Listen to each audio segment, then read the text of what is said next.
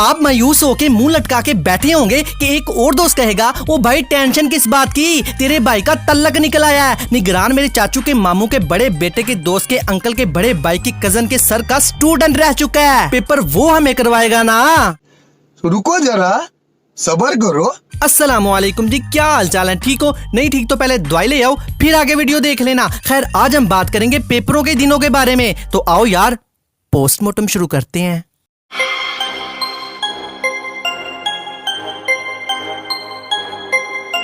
आहा बहुत चंगा नाम है।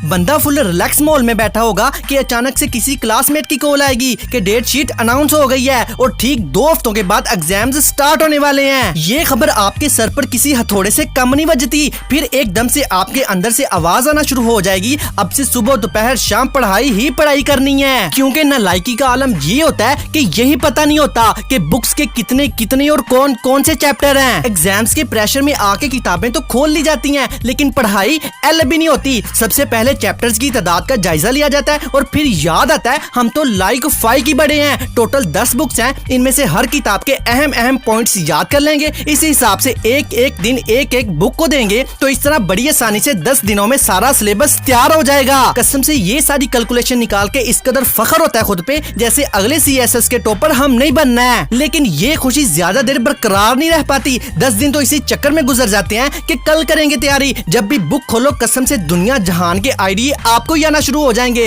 कि अभी दोपहर के बज रहे हैं 2 और शोर भी बहुत है, ऐसा करूंगा रात को पढ़ूंगा जब सारे सो जाएंगे, तब नॉइस भी नहीं होगा। लेकिन जब आती है रात और सारे सो जाते हैं, फिर हमारी क्रिएटिविटी हमसे कहेगी सुबह फजर टाइम उठ के याद करेंगे सबक, अभी रहने देते हैं। वैसे भी अगर अभी याद करेंगे तो सुबह तक तो वैसे ही भूल जाना है, इस तरह फिर से याद करना पड़ेगा। और फजर टाइम खाक उठना होता है, जब आंख खुलती है तब तक सुबह के 11 बज चुके होते हैं। फिर से वही दिलासे शुरू कि सुबह पढ़ेंगे, सुबह होती है तो शाम को पढ़ेंगे, शाम होती है तो फिर से सुबह को पढ़ेंगे। इन्हीं सब चक्करों में पेपरों की चांद रात आ जाती है, मतलब एग्जाम्स में सिर्फ एक रात रह जाती है। फिर क्या परेशानी का आलम ये होता है कि सारी रात अंधों की तरह किताबों में टकरे मारी जाती हैं। सुबह तक ये एहसास हो जाता है कि हम तो पक्का उड़ेंगे, मतलब फेल होंगे ही होंगे। ये सारी सूरत हाल अपने दोस्तों के साथ शेयर की जा रही होती है कि एक दोस्त बोलता है भाई तुझे पता है इंग्लिश का पेपर लीक हो गया है, मेरा एक जानने वाला है वो हमें लीक शुदा पेपर दिलवा सकता है। उसकी बात सुन के कसम से वो वाला सीन बन जाता है, डूबते को तिनके का सहारा।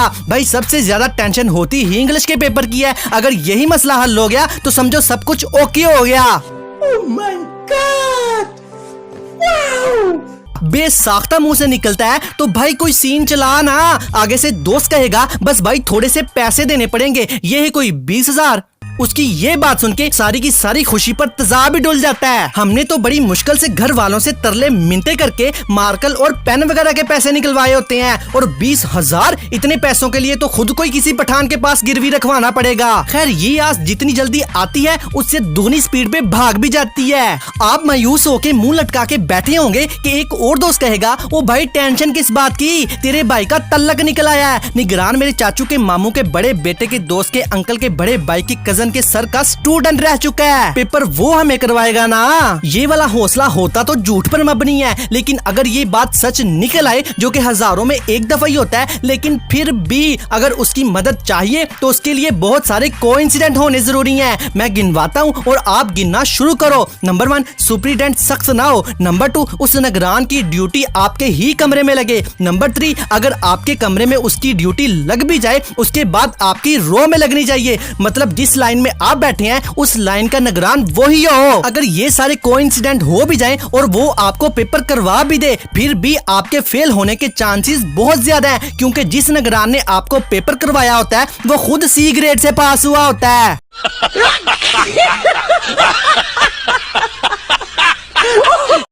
मेरा तो इतना लाइफ खराब हो गया है, इतना लाइफ खराब हो गया है मेरा। खैर जिन के एग्जाम्स हो रहे हैं उनको बेस्ट ऑफ लक, और जिनके हो चुके हैं क्या भाई वही रिजल्ट आएगा ना जो करके आए हो। नहीं यार आपको भी अल्लाह जन्नत नसीब करे, मतलब बेस्ट ऑफ लक। मादर अपना काम करना। बस यार बस हो गई आज की वीडियो। लो जी वीडियो आपने देख लिया, इस वीडियो को लाइक करो, शेयर करो, चैनल को सब्सक्राइब करो, ते कमेंट करो। कमेंट करके दसो वीडियो कंजती लगी है, चंगी लगी है, भैड़ी लगी है, दसो। बस बाय बाय।